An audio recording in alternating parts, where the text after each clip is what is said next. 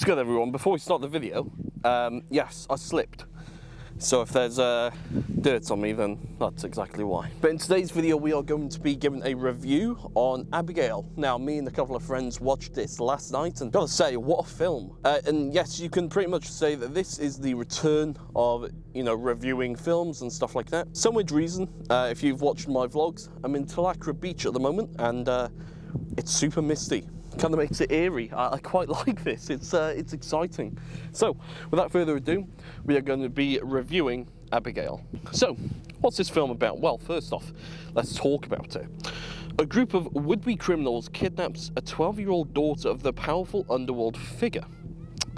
Holding her for ransom in an isolated mansion, their plan starts to unravel when they discover a young captive is actually a bloodthirsty vampire. Now, from that title, it sounds interesting, but maybe doesn't sound the best. However, this film is actually really good. And first off, let's talk about what would I rate it. First, the storyline, a solid 9 out of 10. The story has plenty of action, which keeps you wondering what happens next. I do have to say, the start was actually quite slow. It was funny, but it was a bit slow. But then it really punches right into it. Now, one unique thing about this film is that the story narrative kind of follows a different path than normal traditional horror films. This film takes many twists and turns that you don't really expect, and I quite like that. I think they've really tried to go for like a different style of horror film, if you will. And I think they've even created their own kind of style, and that's what I love. This film's done so good in just making so many things that were just unexpected, and honestly, it was really good. It worked really well.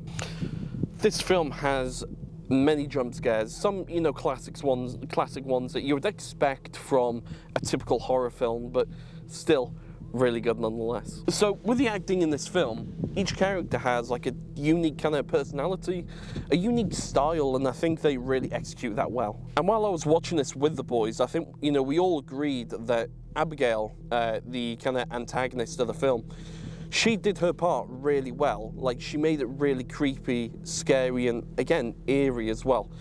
She absolutely nailed her part, and I think we would probably all agree that she was probably the best actor in the film. And on top of that, I think she'll definitely make many other films, and she'll do amazing. But just on top of that, not only did she do really well, but all the actors did good. And to be 100% honest, that is also partially, thanks to the writing as well. The writing in the film itself was also really, really good. And I think this film deserves a lot of praise because not only was the acting good, the storyline was good, and also the writing. And just the way the film looked as well, fantastic. And the great part of this film is that there was only pretty much 2 locations, and they've nailed it fantastically. Okay, so let's talk about if the film's actually good.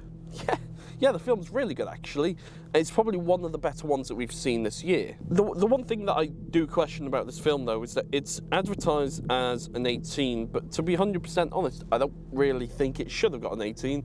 I think it should be a 15, really, just simply because it's not really that scary. And we're going to talk about, how much gore and stuff like that there is, and we are going to go on to that for the next point. Also, spoilers ahead. In terms of the gore, again, it's not really that bad. It's labelled an 18, but the most you see is a dismemberment of the head and then some bodies exploding. That's literally it. And I know some people are going to be like, oh my god, that sounds disgusting, but the whole bodies exploding kind of thing, it doesn't go into detail. The Walking Dead has 10 times, worse stuff. And, if you can watch The Walking Dead, you can definitely watch this film.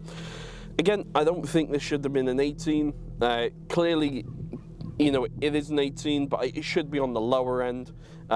If it was a 15, probably put it maybe on the higher end. Overall, yeah, this film gets a 9 out of 10. Absolutely fantastic.